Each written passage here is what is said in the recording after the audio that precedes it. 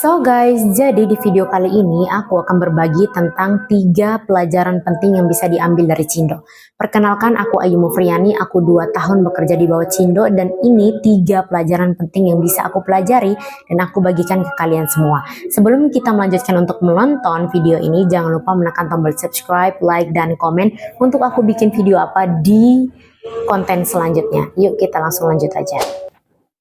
So guys, jadi pelajaran pertama yang bisa diambil dari Cindo adalah rata-rata cewek Cindo punya penghasilannya sendiri.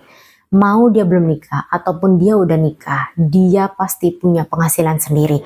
Entah itu dari bisnis, entah itu dari bekerja, atau entah itu dari menjadi konten kreator, mereka tetap punya penghasilan sendiri. Dan selama aku bertemu dengan beberapa Cindo selama ini, mereka udah menikah dan suaminya itu tuh nggak kurang kaya, malah punya perusahaan di mana-mana, punya perusahaan, punya pabrik, punya bisnis di mana-mana.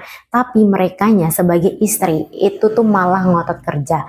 Ngotot kerjanya dalam artian mereka punya bisnis di mana-mana juga, dan mereka juga jadi ngonten, mereka juga ngonten, dan mereka juga aktif untuk melakukan kolaborasi untuk menghasilkan uang gitu loh. Dan mereka tuh tetap seaktif itu, padahal suaminya kaya raya.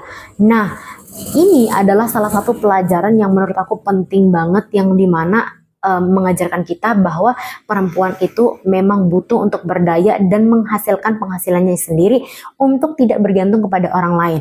Mungkin mereka bisa aja bergantung sama suaminya karena suaminya udah kaya raya, menafkahi mereka dan sebagainya. Tapi itu tidak menghalangi mereka untuk berhenti berkarya dan terus berkegiatan dan terus mengembangkan potensi mereka, yang potensi itu bisa menghasilkan uang.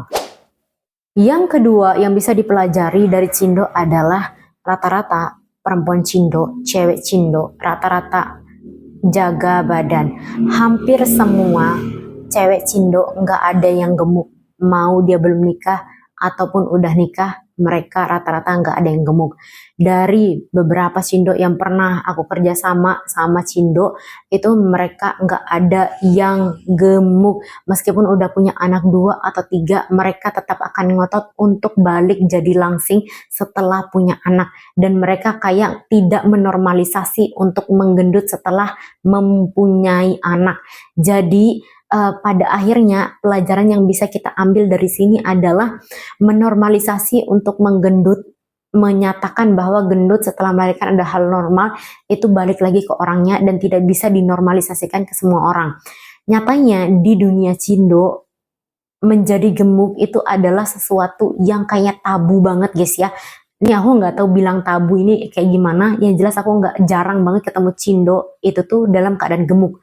Meskipun dia udah punya anak 2 atau 3, karena mereka tuh rutin banget kayak olahraga, lari, jalan kaki, tenis, yoga, terus apapun dilakukan untuk bisa menjaga badannya. Mereka tetap makan makanan yang kayak sehat, tetap diet, tetap pangkas porsi, dan gak makan terlalu banyak hanya karena ingin tetap terlihat cantik gitu loh. Pelajaran yang ketiga adalah Cindo bener-bener niat itu untuk cari uang guys. Ini anak-anak, aku pernah kerjasama dengan beberapa anak yang jadi model dan mereka rata-rata Cindo. Sekecil itu mereka udah seprofesional itu sama kerjaan mereka, dan mereka paham betul kalau mereka mau duit, mau makan enak, mau enak, mereka harus kerja dulu. Aku pernah kerjasama sama salah satu salah satu konten kreator fashion, tapi dia masih anak kecil karena di bawah naungan mamanya, jadi dia ikut mamanya. Dan ini dia benar-benar sedisiplin itu, seprofesional itu. Jadi pada saat jiwa anak-anaknya kayak keluar, kayak tantrum, kayak minta pulang, menangis dan lain sebagainya, mamanya akan bilang bahwa kalau kamu mau makan enak, kalau kamu mau makan es krim, kalau kamu mau happy-happy, kamu kerja dulu gitu. Kamu kamu selesaiin dulu photoshootnya, kamu selesaiin dulu bikin videonya, baru kamu bisa untuk pulang, baru kamu bisa dapat apa yang kamu mau. Dan sedini mungkin mereka udah dilatih untuk seprofesional itu. Dan aku lihat juga dari beberapa Cindo yang aku kenal, mereka bener-bener kayak ngegali potensi anaknya itu ada di mana, entah di dance, entah di bisnis, entah di bahasa, mereka tuh bener-bener sedini mungkin diasah dan potensi mana yang akan kemudian dikembangkan di kemudian hari. Dan itu tuh bener-bener sebuah privilege menurut aku, karena nggak semua orang tua, nggak semua golongan bisa melakukan itu gitu loh guys ya. Sekecil itu mereka paham bahwa mereka sedang kerja.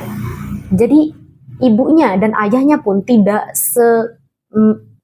terlihat semengasihani itu ke anaknya pada saat kerja. Jadi ibu dan ayahnya tahu bahwa itu adalah pekerjaan anaknya, dan mereka juga berperilaku profesional gitu. Jadi kalau kamu mau main setelah ini karena kamu lagi kerja, kalau kamu makan enak setelah ini karena kamu lagi kerja, kalau kamu mau dapet mau dapat hal-hal yang kamu inginkan, kamu harus kerja dulu gitu. Dan ini adalah salah satu pelajaran yang menurut aku penting banget dan bisa kita contoh juga untuk bisa jadi hal yang kita terapkan di dalam kehidupan kita sehari-hari. So guys, thank you banget udah nonton aku. Itu 3 pelajaran yang bisa aku pelajari dan aku bagikan ke kalian dari Cindo yang selama ini aku kenal dan selama ini pernah aku temui. Dan semoga ini menjadi 3 pelajaran yang bisa kalian terapkan juga di kehidupan kalian. Dan ini juga bikin aku selalu termotivasi untuk tetap berdaya sebagai seorang perempuan. Meskipun belum nikah atau nanti setelah menikah, kita tetap harus produktif gitu ya guys ya.